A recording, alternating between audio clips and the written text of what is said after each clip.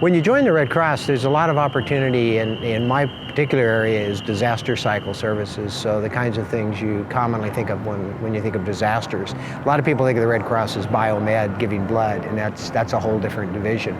But within that, we're focused on preparation, response, and recovery. The number one thing we respond to are house fires. In Maricopa County, we have 3 house fires a day, and when you have a house fire, you're suddenly homeless.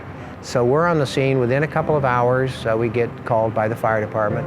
We meet with the resident. We provide them financial and emotional support to get them into their next 24 to 48 hours of this crisis disaster scenario. And then we do follow-up with them to try to help them adjust to the new situation that they're in.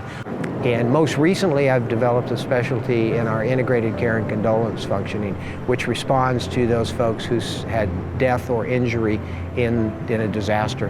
And unfortunately, a specialty in mass casualty responding.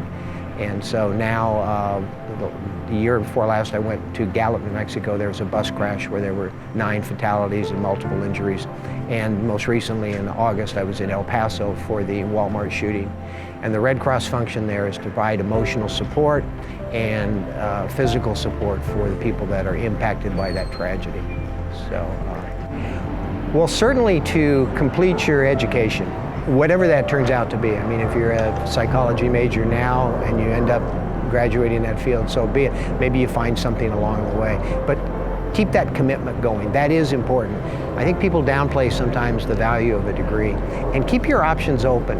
Remember, you get more out of life through influencing others in a positive way than trying to bull your way through.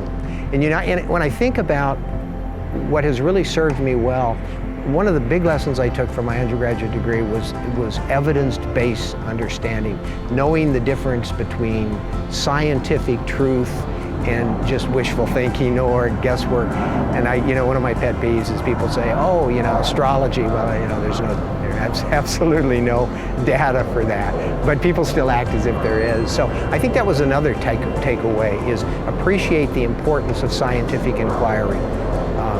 Test it out. Make sure that when you make a decision, you've given it good thought about, is it based on proper data, so to speak, and is it achieving the result you want?